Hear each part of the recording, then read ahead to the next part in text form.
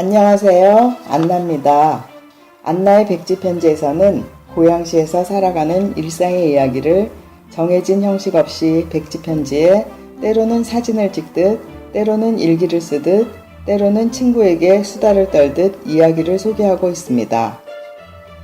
지난달은 팟캐스트 제작단에서 강사님들을 모시고 라디오 대본 쓰기와 스피치 교육을 받았어요. 그때 개인 팟캐스트를 좀 더 재미있게 하려면 콜라보를 해보는 것도 좋다는 조언을 들었습니다. 콜라보를 어떻게 하면 좋을까 생각하다가 그래도 남편과 같이 해보는 것이 제일 편할 것 같았어요.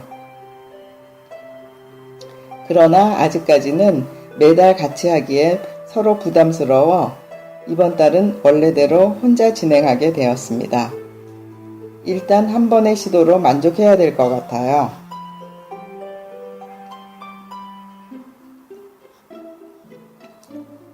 요즘 더위와 씨름을 하다 보니 작년에 길고 지루했던 여름이 새삼 떠오릅니다. 한낮의 뜨거움을 견디지 못할 때면 집 근처 대형 교회에서 낮 시간을 보냈어요. 그곳에서 밀린 사진을 정리하고 남편 회갑기념 동영상도 만들면서 더위를 이겨냈던 기억이 납니다. 다시 여름을 맞이하니 어김없이 교회로 발을 옮기게 되네요.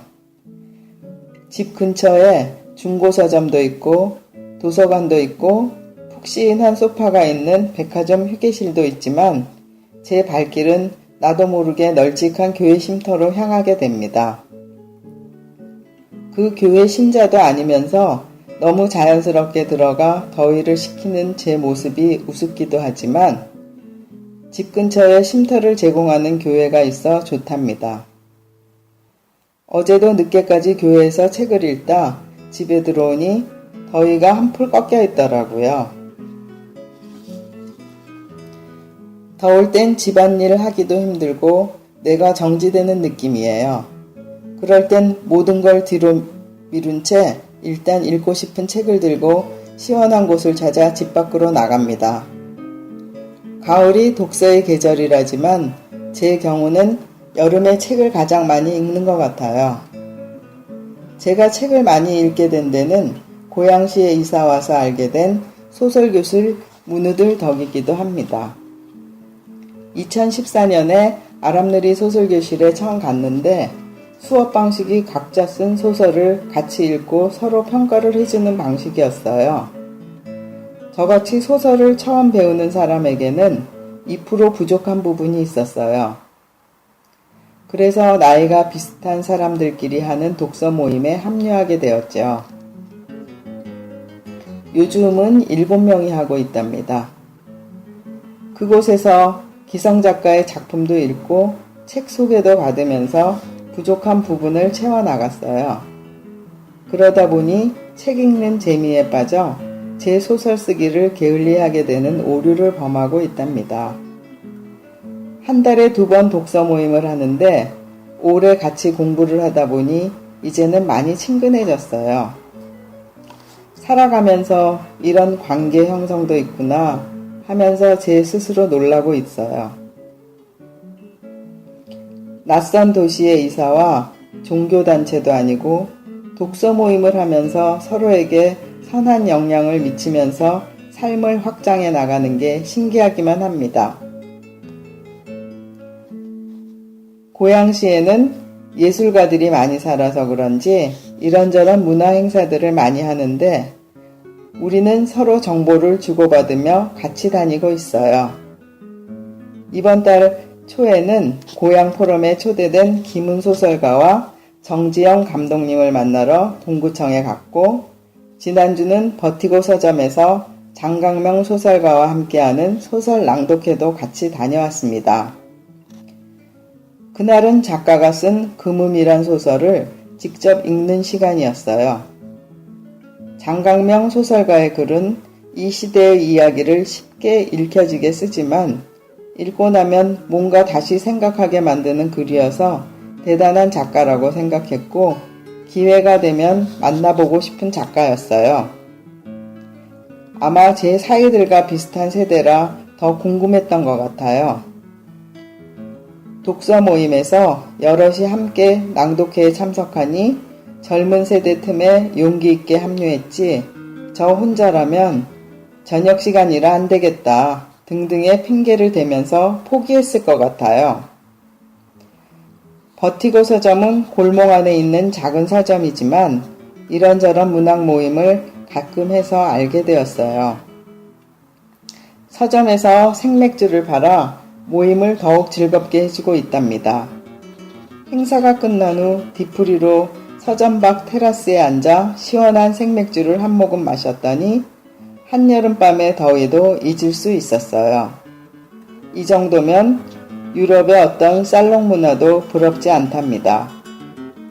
제 친구들이 저더러 일산 홍보대사라고 하는데 저는 정말로 이 도시의 문화를 만끽하고 사는 것 같아요. 요즘 남자 사람 친구, 여자 사람 친구라는 말을 많이 하더라고요. 저는 독서 모임을 하면 그 단어가 떠오릅니다. 남성 문우들이 건강한 가정을 지켜가고 있는 모습이 좋고 그래서 더 편하게 수년간 독서 모임도 지속할 수 있는 것 같아요. 그래도 무엇보다 내 남편의 든든한 지원과 신뢰가 있으니 이런 문화생활도 향유할 수 있겠죠? 버티고 서점 가는 날 골목에 주차가 어려울까봐 지하철을 타고 가겠다고 하니 남편은 덥다고 서점까지 차를 태워주었습니다. 집으로 돌아올 때는 다른 문우의 남편이 데리러 와서 덕분에 저도 집에 편하게 왔어요. 60이 넘어 배우자의 지원을 받으며 학생처럼 열공할 수 있는 우리들의 모습을 보면서 행복이 큰 돈 드는 일이 아니라는 걸 새삼 느끼게 됩니다. 어제는 한 달에 2번 하는 독서 모임 하는 날이라 아침에 카페에서 만났어요. 이번에는 1925년에 태어난 미국 언론가 러셀 베이커의 자서전 성장을 읽고 이야기를 나누기로 했어요. 한 인간의 생을 돌아보면서 그 시대적, 사회적인 상황을 더듬어 보면서 2시간을 훌쩍 보냈습니다. 내가 일산에 살지 않았다면 이런 문화적 향유를 느낄 수 없었을 것 같아요.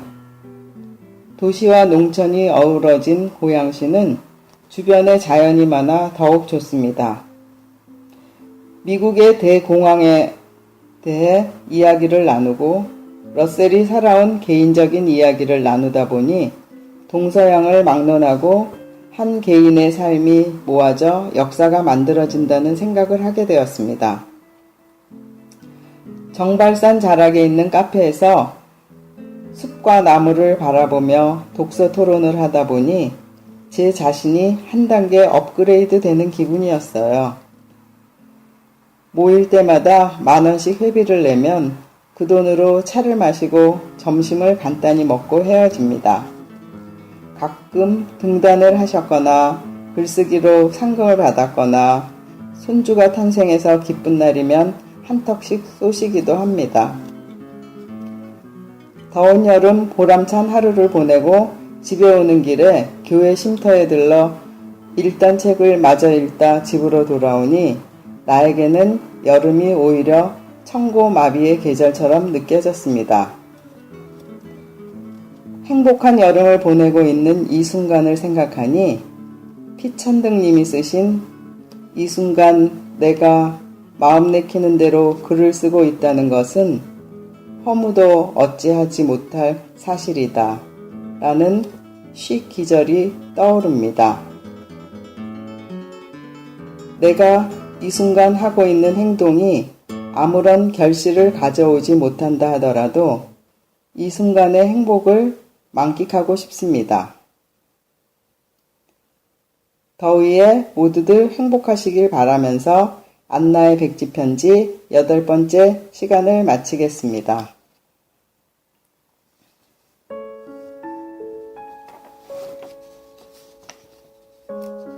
이 순간 피천득 이 순간 내가 별들을 쳐다본다는 것은 그 얼마나 화려한 사실인가. 오래지 않아 뇌 귀가 흙이 된다 하더라도 이 순간 내가 제 구교향곡을 듣는다는 것은 그 얼마나 찬란한 사실인가. 그들이 나를 잊고 내 기억 속에 그들이 없어진다 하더라도 이 순간 내가 친구들과 웃고 이야기한다는 것은 그 얼마나 즐거운 사실인가. 두뇌가 기능을 멈추고 내 손이 썩어가는 때가 오더라도 이 순간 내가 마음 내키는 대로 글을 쓰고 있다는 것은 허무도 어찌하지 못할 사실이다.